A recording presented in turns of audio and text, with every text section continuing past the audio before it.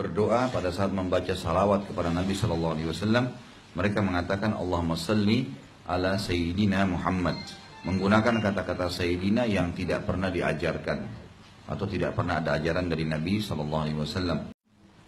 Ini kalau diucapkan kepada Nabi SAW menurunkan derajat Nabi SAW. Karena kata yang lebih mulia, lebih tinggi adalah Nabi dan Rasul. Menggunakan kata Sayyidina menurunkan derajat Nabi Muhammad SAW itu.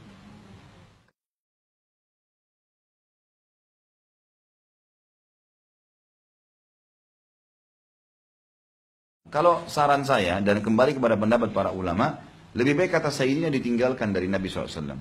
Karena akan menurunkan derajat beliau.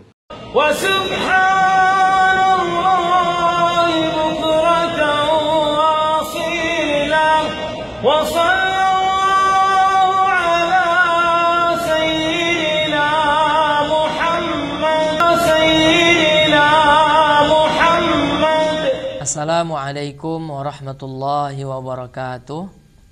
Hamdan wa syukran lillah, salatan wa salaman ala rasulillah, Sayyidina Muhammad ibn Abdillah. Amma ba'du. Sahabat-sahabat Malimudo sekalian, di mana saja berada, semoga dalam keadaan sehat, ya. Semoga rezekinya dilancarkan oleh Allah Subhanahu wa taala. Dan pastinya kita tidak bosan-bosannya mendoakan negara ini agar negara ini selalu dijaga dan dilindungi oleh Allah Subhanahu wa taala. Amin ya rabbal alamin. Saya juga berdoa kepada Allah, ya, dan semoga sahabat-sahabat sekalian mengaminkan. Semoga Allah tidak menghilangkan kecintaan yang ada di dalam hati kita, yakni kecintaan kepada NKRI, Negara Kesatuan Republik Indonesia. Amin ya rabbal alamin. Ada hal menarik yang agaknya perlu kita bahas hari ini, tentang aliran yang selalu mengaku bahwa mereka ini adalah pengikut Al-Quran dan hadis. Jadi kemana-mana kampanyenya mereka adalah sebagai pengikut Al-Quran dan hadis. Padahal kalau kita bongkar, banyak sekali ya ayat-ayat Quran dan hadis-hadis Rasulullah yang mereka langgar. Bahkan mereka sering sekali berbohong atas nama Nabi Muhammad SAW. Dan itu sering sekali kita bahas.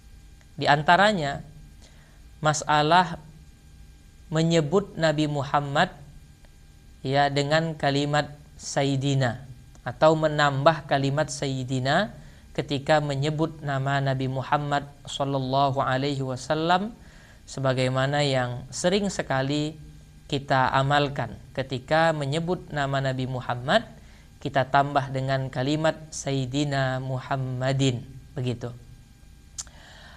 Mereka mengatakan bahwa menyebut Nabi Muhammad dengan sebutan Sayyid ini sama sekali tidak diajarkan oleh Rasulullah SAW.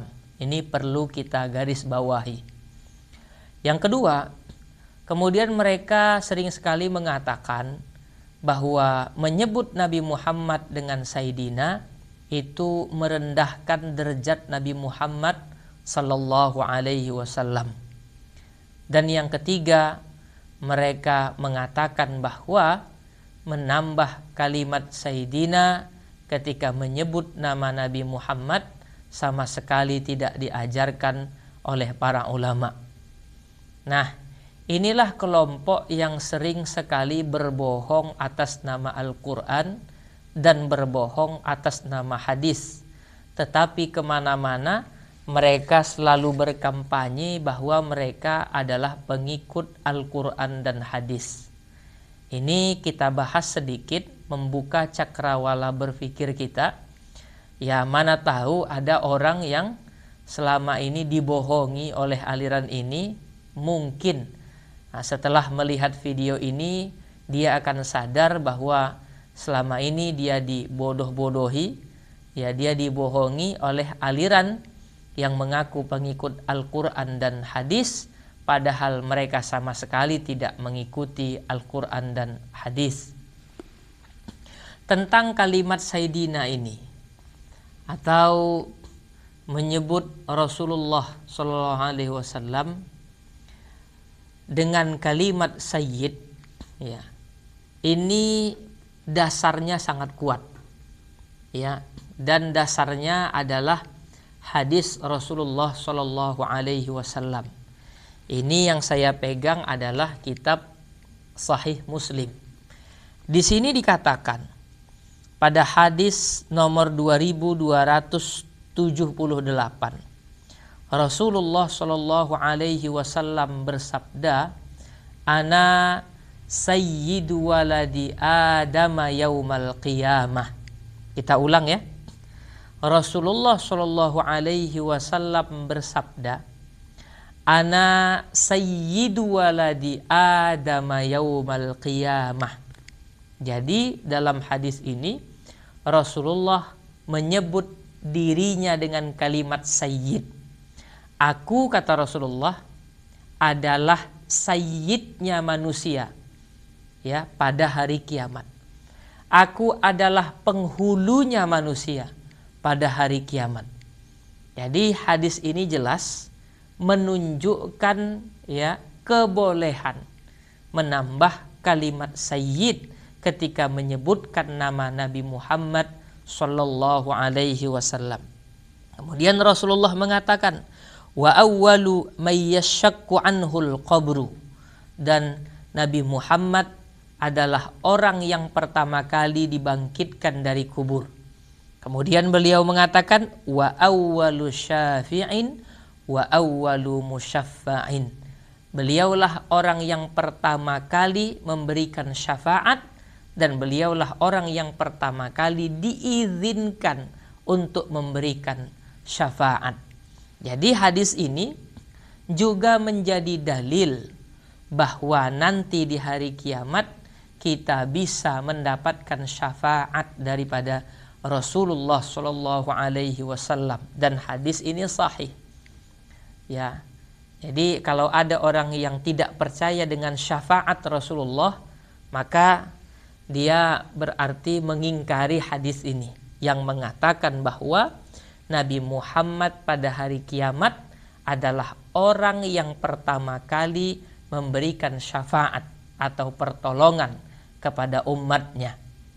Jadi yang pertama perlu kita garis bawahi bahwa mengucapkan kalimat sayyid ketika menyebut nama Nabi Muhammad jelas ada dasarnya daripada hadis Rasulullah Shallallahu Alaihi Wasallam.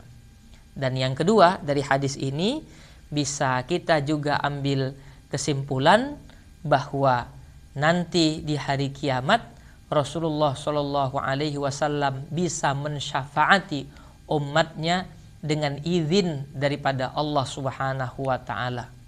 Maka kalau ada orang yang mengatakan mengucapkan kalimat Sayyidina atau menambahkan kalimat sayyid kepada Nabi Muhammad Sallallahu Alaihi Wasallam, itu tidak dianjurkan dan tidak diajarkan oleh Nabi, mohon maaf, dia telah berbohong atas nama Rasulullah Muhammad Sallallahu Alaihi Wasallam.